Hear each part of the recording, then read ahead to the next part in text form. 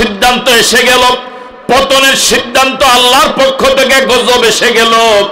মিন হাইসু লাম ইয়াহতাসিবু, এমন জায়গা দিয়ে এসেছে ওরা টেরো পায় নাই। ওই দিন 16 আইটেম রান্না হলো। কত আইটেম? ভাইয়ের জন্মদিন ছিল, মেহমান দাওয়াত দেওয়া হয়েছে, মেহমান আসার প্রস্তুতি, আনন্দঘন পরিবেশে ভাইয়ের জন্মদিন পালন হবে। কি পরিমাণ হিংস্র, মানবতা বিরোধী! আমাদের কলিজার টুকরা যুবকদের বুকে সেই গুলি মারা হয়েছে। হেলিকপ্টারে করে সন্তান মায়ের কোলে, ঘরের ভিতরে সবচেয়ে নিরাপদ জায়গায়। একে তো নিজের ঘরে নিরাপদ, দ্বিতীয়ত মায়ের কোল সবচেয়ে নিরাপদ। দুই নিরাপদ জায়গায়, মায়ের কোলে, নিজের ঘরে, কিন্তু হেলিকপ্টার থেকে গুলি করে ওই নিরাপদ জায়গায় নিষ্পাপ শিশুকে হত্যা করা হয়েছে। 46টা লাশ আগুন দিয়ে জ্বালিয়ে ছালি করে দিয়েছে। আপনি কি কল্পনা করেছেন? আমরা এই তরুণ ছাত্র জনতার কাছে কৃতজ্ঞ। আমাদের সন্তানরা যা করে গেল, ওরা যে অবদান রাখলো, ওদের কাছে গোটা জাতি চিরদিন কৃতজ্ঞ। ওরা জীবনের মায়া করে নাই, বুকের গুলির সামনে বুক পেতে দিয়েছিল। ওরা কি করলো ছেলেগুলো? লাশের পর লাশ পড়ছে, পাখির মতো গুলি করে মারছে। ছেলেরা ভয় পায়নি, ছেলেরা থেমে যায়নি, ছেলেরা পালিয়ে যায়নি। ছেলেরা লাশের জায়গায় পড়ে আছে, ডানে লাশ পড়ছে, বামে লাশ পড়ছে, সামনে পড়ছে, পিছে পড়ছে। ওদের বক্তব্য ছিল এই লাশগুলো কেউ না কেউ দাফন করবে, কিন্তু এই জালেমকে কুয়ার পতন করাবার জন্য ঘর থেকে বের হবে না, আমাদেরকে যাওয়া লাগবে। লাশগুলো ফেলে শুধু সামনে গিয়েছে। এটা কি আল্লাহর সাহায্য? এটা কি আল্লাহর মদদ নয়? না হলে এরকম অস্ত্রধারী অসংখ্য বাহিনী, আবার নিজের দলীয় ক্যাডার, সশস্ত্র বাহিনীর কি বলে, সশস্ত্র ক্যাডারদের মোকাবেলায় নিরস্ত্র হাতে কিচ্ছু নাই, এই জাতীয় ছেলেরা এইভাবে সামনে দাঁড়াতে পারে না যদি আল্লাহর গায়েবী মদদ না থাকতো। এই জন্য যুবকদের কাছে আমরা কৃতজ্ঞ। আল্লাহ এই যুবকদেরকে তুমি কোরআনের জন্য কবুল করো। আল্লাহ কোরআনের রঙে রঙিন হওয়ার তৌফিক দান। আল্লাহ বাংলাদেশটাকে কোরআনের দেশ বানাবার জন্য যুবকদেরকে আরেকবার ভূমিকা নেওয়ার তৌফিক দান।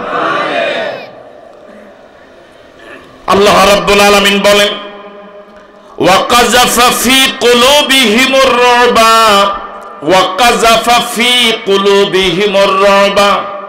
সাহাবায়ে কেরাম অবরোধ করে আছেন, মনোযোগ আছে আপনাদের। সামনে খেজুর বাগান, ভিতরে বাংকারে বনু নজির। আল্লাহ রাব্বুল আলামিন কি চমৎকার সিদ্ধান্ত দিলেন। ওয়াকাযাফা ফি কুলুবিহিমুর রুবা, সশস্ত্র ওই বনু নজির গোত্র সব সদস্যের অন্তরে আল্লাহ ভয় ঢুকায় দিলেন।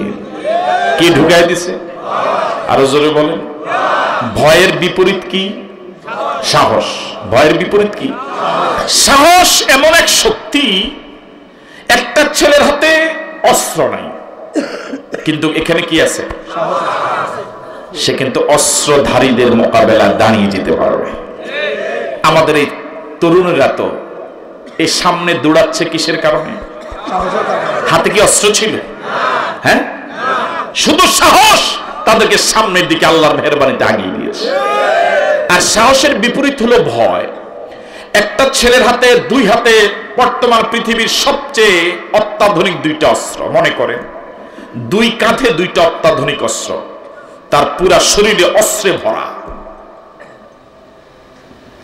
শারীরিকভাবে সে অনেক টল ফিগার, অনেক শক্তিশালী, অনেক দুঃসাহসী ছিল, কিন্তু যে কোনো সময় তার এত অস্ত্র, এত শক্তি, এত কিছু থাকার পরে হঠাৎ এই জায়গা কি ঢুকে গেছে?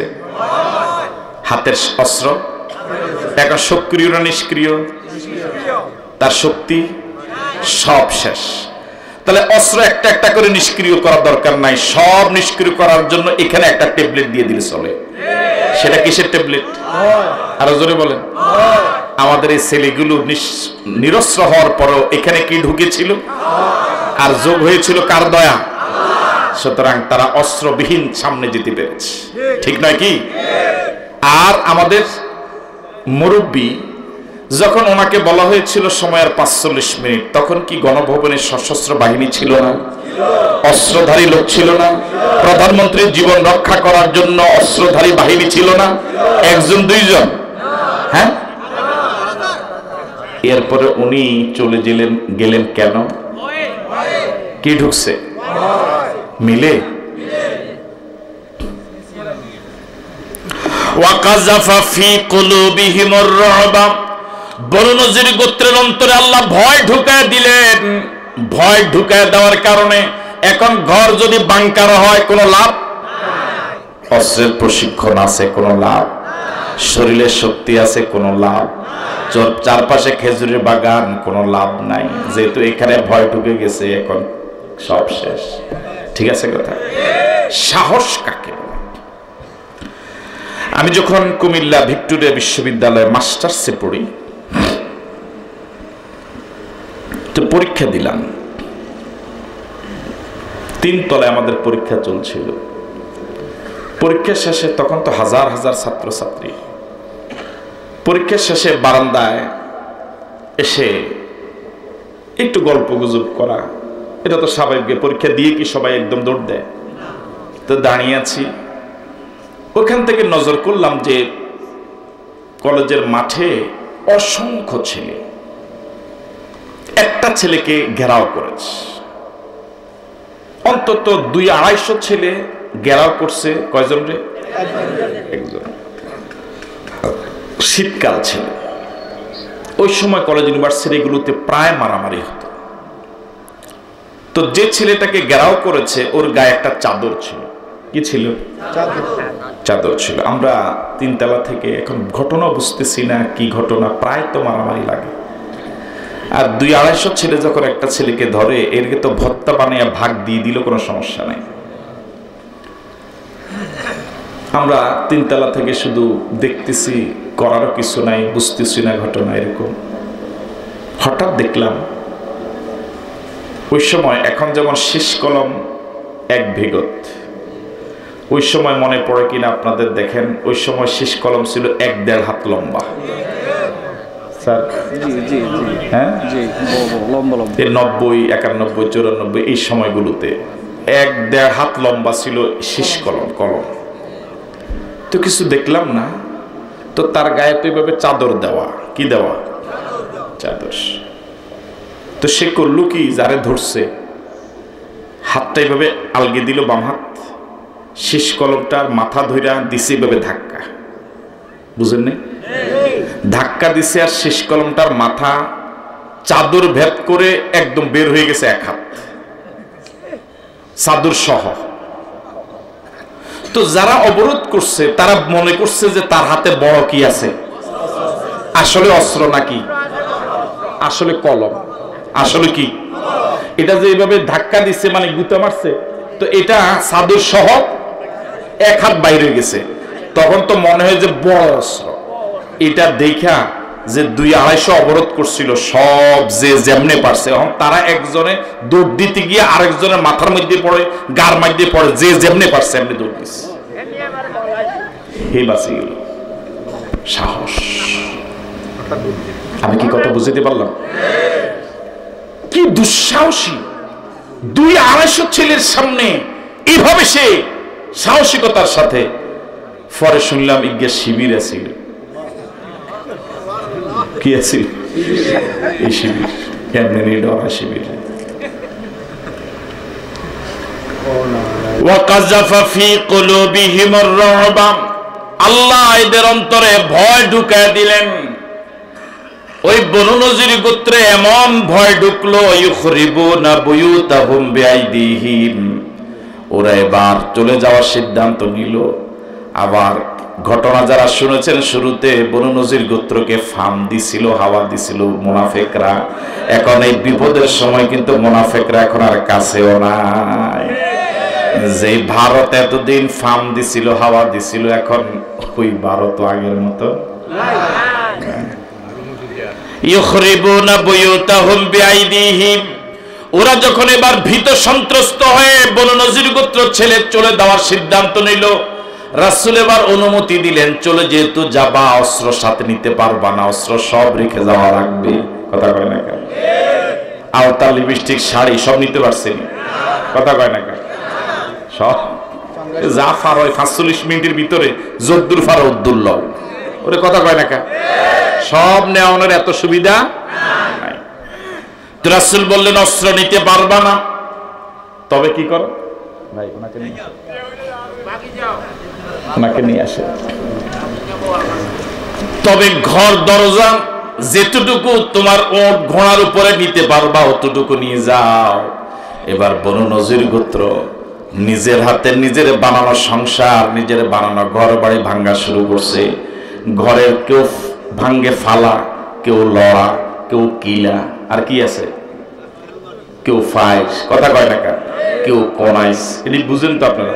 হ্যাঁ, অর্থাৎ যেগুলো মোটামুটি নেওয়া যায় ওট ঘোড়ার উপরে করে সবাই নিয়ে গেছে। তারা যেভাবে ভাঙ্গা শুরু করছে সময় লাগতো বেশি। ওয়াইদিল মুমিনিন, নিজের ঘর নিজেও ভাঙ্গে, সাহাবায়ে কেরামও ভাঙ্গা শুরু করছে। দুইজনের ভাঙ্গাতে সময় লাগছে কম। কথা কয় না, ঠিক কিনা? ঠিক ১৫০০ বছর পরে সাজানো সোনার সংসার, মনের মাধুরী দিয়ে সাজানো গণভবন, নিজেও নিজের শাড়ি, আলতা, লিপস্টিক যদ্দুর পারছে নিচে। আবার আমগো সোনার ছেলেরা, আমাদের কলিজার টুকরা যুবকেরাও, কে নিচে রাজহাঁস, কেউ নিচে তরকারি, কেউ নিচে আপনার ফাঙ্গাস মাছ। কথা কয় না, মিলে মিলে যে যেমনে পারছে। ওয়াইদিল মুমিনিন, আন্দোলনকারীরাও ভাঙ্গে, যাদের বিরুদ্ধে আন্দোলন তারাও ভাঙ্গে। হ্যাঁ, আমরা তখন আসিলেন নিয়ে তো মাত বললাই যে আমি। এবার আল্লাহ রাব্বুল আলামিন বলেন ফাতাবিরু ইয়া উলিল আবসার, ফাতাবিরু ইয়া উলিল আবসার। এই ঘটনা আল্লাহ পাক ১৫০০ বছর পরে এই আধুনিক যুগে, ডিজিটাল এবং স্মার্ট যুগে আমাদেরকে শোনানোর মধ্যে কি ফায়দা? কথা কয় না? এই ঘটনা কি এই যুগের? ১৫০০। তো এই ঘটনা আমাদেরকে আল্লাহ শোনায় কেন? আল্লাহ কয় ফাতাবিরু ইয়া উলিল আবসার, তোমাদের যাদের চোখ আছে, তোমাদের যাদের আকল আছে, বুঝ আছে, জ্ঞান আছে, উপলব্ধি আছে, এই ঘটনা থেকে শিক্ষা গ্রহণ করো। বনু নজির গোত্র এত শক্তিশালী হওয়ার পরেও, এত দুঃসাহসী যুদ্ধ হওয়ার পরেও, এত সশস্ত্র যুদ্ধ হওয়ার পরেও নবীর সাথে বেয়াদবি করার অপরাধে, নবীকে হত্যা করার পরিকল্পনার অপরাধে নিজের এলাকায় থাকতে পারে নাই।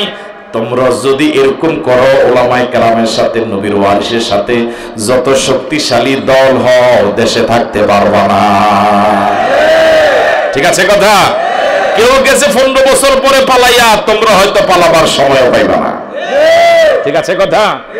এই জন্য আল্লাহ পাক আমাদেরকে বলছেন ফাতাবিরু ইয়া উলিল আবসার, ফাতাবিরু ইয়া উলিল আবসার, ও জ্ঞানওয়ালা, ও চোখওয়ালা, যাদের আকল আছে, শিক্ষা গ্রহণ করো।